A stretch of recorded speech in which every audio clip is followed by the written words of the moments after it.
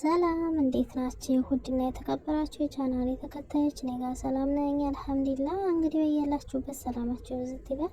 ዛሬ እንግዲህ በአዲስ ቪዲዮ መጥቻለሁ ማለት ነው። እንደዚህ የሚጣፍጥና በጣም ቆንጆ የሆነ ዶናት ነው የምንሰራው ማለት ነው።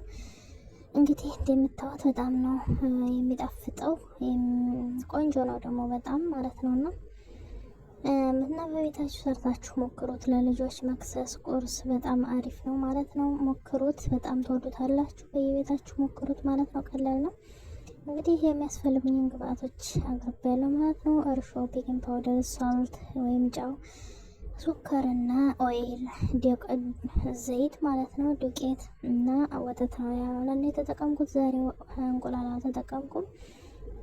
እንግዲህ እስኪ ወደ አሰራሩ እንሂድ ማለት ነው። መጀመሪያ ሱከሩንና ሀሊቡን ከዛ ደግሞ እርሾውን አድርገን በአንድ እንቀላቅለዋለን ማለት ነው።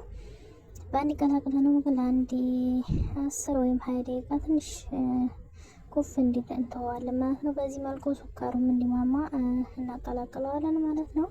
በዚህ መልኩ ተቀላቀልነው በኋላ እንግዲህ ትንሽ ደቂቃ እንተዋለን ማለት ነው። ወይ 10 ወይ 20 ደቂቃ ትንሽ እንተዋለን። ከዛ እንደዚህ እንደምታዩት ኩፍ ብሏል ማለት ነው። እርሾ እንግዲህ አዘጋጀነው ዱቄት ላይ ማለት ነው። እዚህ ጋር ሶልትና እዚህ ጋር ደግሞ ቤኪንግ ፓውደራችን ነው ማለት ነው። እሱን ጨመርኩኝ። አቀላቀልኩት። ቤኪንግ ፓውደሩ ማንኪያው ጋር ተጣብቆ ስለነበረ በአንድ ቦታ እንዳይሆን ብዬ አቀላቀልኩት። እንደምታዩት ይሄ ደግሞ ዘይት ነው ማለት ነው።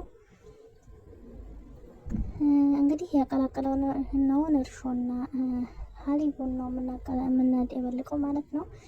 እንደዚህ ታደረግን በኋላ በእጃችን እናማስለዋለን፣ እናቦከዋለን ማለት ነው። በደንብ እናሸዋለን አሪፍ አድርገን ማለት ነው። በደንብ ስናሸው ቆንጆ ይሆናል ዶናታችን ማለት ነው። እንደዚህ ከላይ ኦይል ቀባረኩት ዘይት ማለት ነው።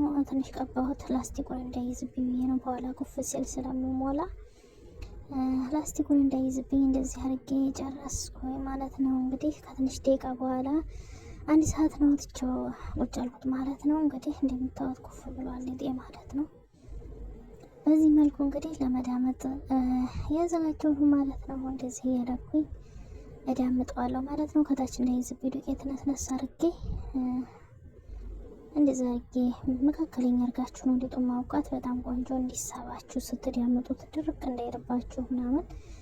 እንግዲህ በያላችሁ ሳህናም ሆነ ኩባያ፣ ሰፋ ያለ ኩባያ፣ ካፉ ሰፋ ያለ ኩባያ ማለት ነው፣ እሱ መጠቀም ትችላላችሁ። እኔ እንግዲህ ይሄንን የተጠቀምኩት ቤት ያለውን ማለት ነው።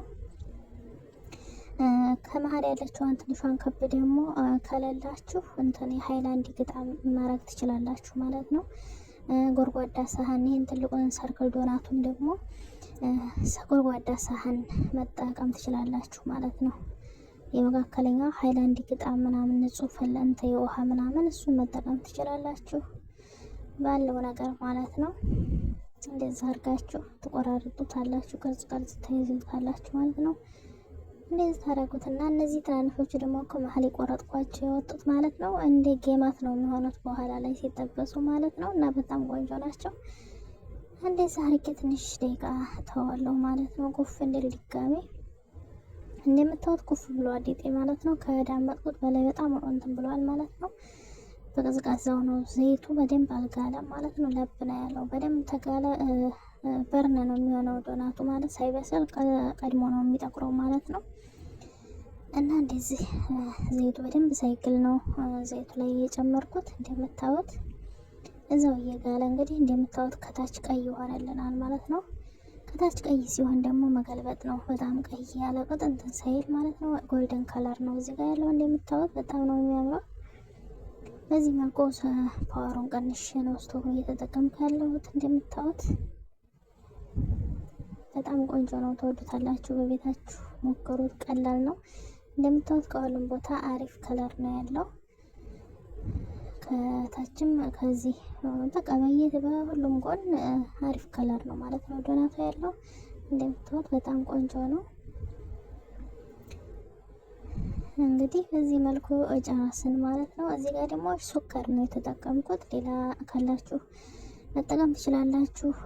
ሌላ ዲኮር መስራት ትችላላችሁ ማለት ነው። እኔ ይሄ ያለውን ከቤት ነው የተጠቀምኩት። ሱካሩን ትንሽ ብትፈጩት ይሻላል። ወፍራሙ ይሄን ከርዳዳው ሱካር ከሆነ አይይዝላችሁም። ትንሽ ፍጩት። በጣም ድቅቅ ምናምን ታለ ደግሞ በጣም ቢላከክባችሁና ሱካሩ ይበዛባችኋል ማለት ነው። በደንብ ሳትፈጩ በእንደዚህ አይነት አድርጋችሁ ለልጆች መክሰስና ቁርስ መጠቀም ትችላላችሁ ማለት ነው። ከወተትና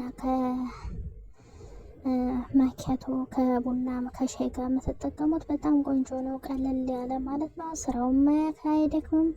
በጣም አሪፍ መክሰስና ቁርስ ነው ማለት ነው። በየቤታችሁ ሰርታችሁ ሞክሩት። ለልጆቻችሁም ጣፋጭ ነገር ምናምን እንደዚህ ሲያስፈልግ መክሰስ ላይ ምናምን አስፈላጊ ነው ማለት ነው። ትምህርት ተዘግቶ ቤት ሲሆኑ ምናምን በጣም አሪፍ ነው።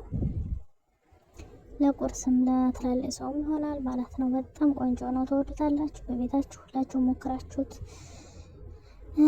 እዩት ማለት ነው። እንግዲህ ቪዲዮውን ከወደዳችሁት ላይክ አድርጉ፣ ቻናሉን ሰብስክራይብ አድርጉ፣ ደግሞ ቪዲዮውን ሸር አድርጉ ለጓደኞቻችሁ ማለት ነው። ተጠቀሙበት፣ ጓደኞቻችሁን ይጠቀሙበት። እኔን ደግሞ ወቻዋሩ ስለሚጠቅመኝ ወቻዋሩ በማየት ተባበሩ ማለት ነው።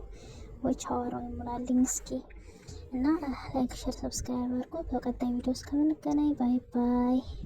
ቴንኪዩ